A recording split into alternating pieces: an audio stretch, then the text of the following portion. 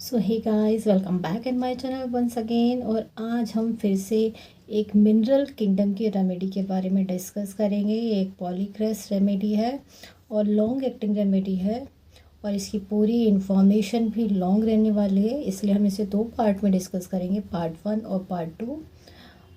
Part 1 में हम इसकी जनरल इन्फॉर्मेशन समझेंगे, पेशेंट का फिज़िकल और मेंटल मेकअप कैसा होगा, वो हमें दिखाई कैसा देगा, उसके मेंटल फीचर्स जनरल। उसके बाद सेकंड पार्ट में हम उसके स्पेसिफिक एक्शन कहाँ कहाँ होगा, कौन कौन सी डिजीज़ में हम उसको प्रिस्क्राइब कर सकते हैं, वो हम पार्ट 2 में समझेंगे पूरा। और अगर आपने अभी तक मेरा चैनल सब्सक्राइब नहीं किया है तो चैनल को सब्सक्राइब कर लें, ताकि आपको इसी तरह इंटरेस्टिंग होम्योपैथिक रेमेडीज़ की पूरी जानकारी मिलती रहे। So let's begin now. So friends, acetic acid को हम ग्लेशियल एसिटिक एसिड भी कहते हैं, या फिर सामान्य भाषा में हम इसको सिरका या फिर विनेगर के नाम से भी जानते हैं।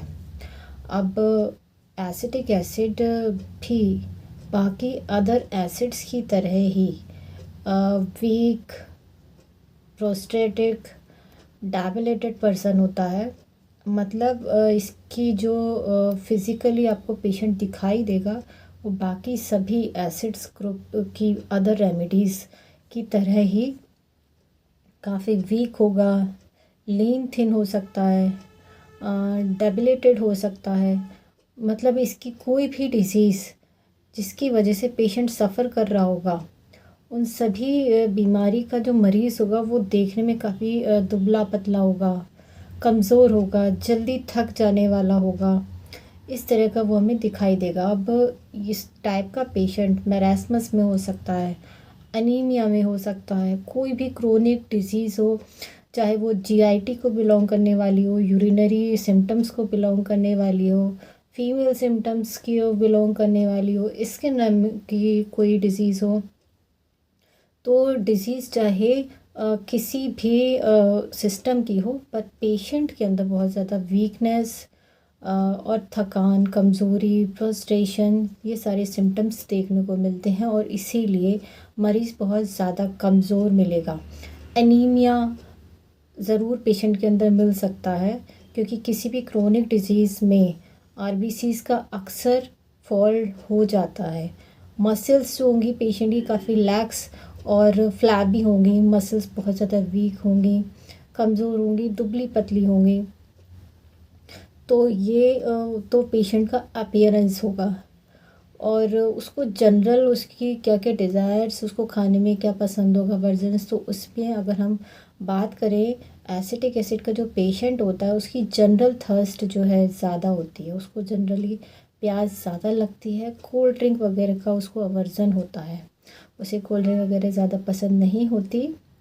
और इसके अलावा एसिटिक एसिड का जो मरीज़ होगा, अगर उसको बैकएक की कंप्लेन होगी, उसको कमर में दर्द की शिकायत होगी, या फिर इन जनरल भी मरीज़ एब्डोमेन पे लेटना ज़्यादा पसंद करता है, पेट के बल उल्टा होके लेटना उसे ज़्यादा आरामदायक होता है। कमर दर्द की शिकायत में या फिर किसी और भी उसकी बीमारी में उसको जब पेट के बल लेटता है तो उसे ज़्यादा आराम मिलता है।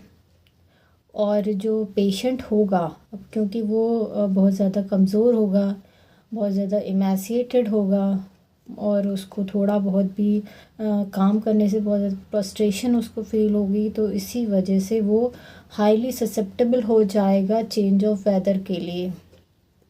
कोल्ड वगैरह उसको बहुत जल्दी जल्दी हो सकता है, कोल्ड के लिए बहुत ज़्यादा ससेप्टेबल होगा, क्योंकि वीक बॉडी में वैसे भी हाँ वो ज़्यादा प्रोन हो जाते हैं इस तरह के पेशेंट। जैसे ही मौसम बदलता है तो इस तरह के पेशेंट्स को जल्दी सर्दी जुकाम बुखार जैसी परेशानियां जल्दी लग जाती हैं।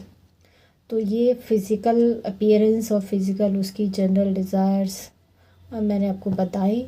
और मेंटली अगर हम बात करेंगे पेशेंट के बारे में, तो मरीज़ काफ़ी चिड़चिड़ा होगा, इरिटेटेड हो सकता है एज़ यूजुअल, क्योंकि पेशेंट क्रोनिक बीमारी से सफ़र कर रहा होगा, कोई उसको डाइजेस्टिव ट्रबल हो सकती है, एनीमिक हो सकता है, एनीमिया में भी फीमेल्स या फिर बच्चे बहुत ज़्यादा इरिटेटेड हो जाते हैं, चिड़चिड़े हो जाते हैं, किसी क्रोनिक बीमारी में भी इरिटेटेड हो जाते हैं तो मरीज़ मेंटली इरिटेटेड मिल सकता है, कुछ सैल मिल सकता है।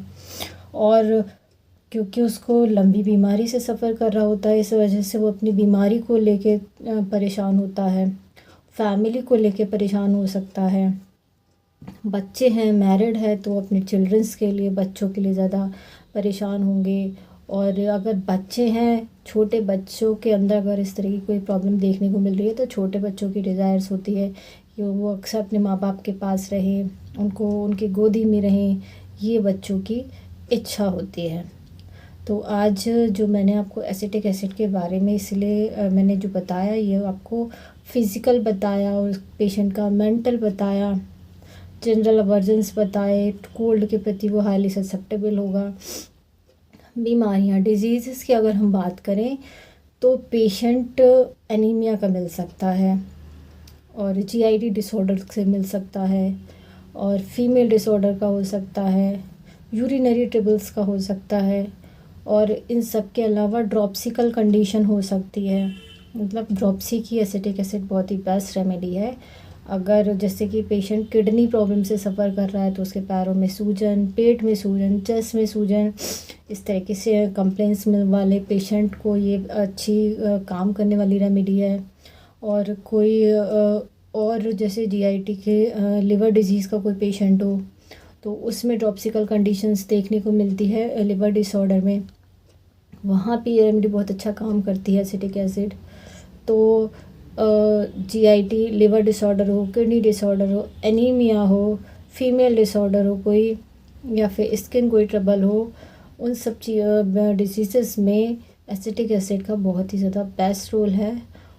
तो आज के लिए बस इतना ही इस रेमेडी में। बाकी इसकी पूरी डिटेल्ड डिजीज़ के बारे में वो इसके सेकंड पार्ट में मैं बताऊंगी और उसी में इसकी पावर पोटेंसी के बारे में भी डिस्कस करूंगी कि इसको किस तरह से देना है, किस पावर में देना है। अगर ये वीडियो आपको पसंद आए तो चैनल को सब्सक्राइब ज़रूर कीजिएगा। आज के लिए इतना ही।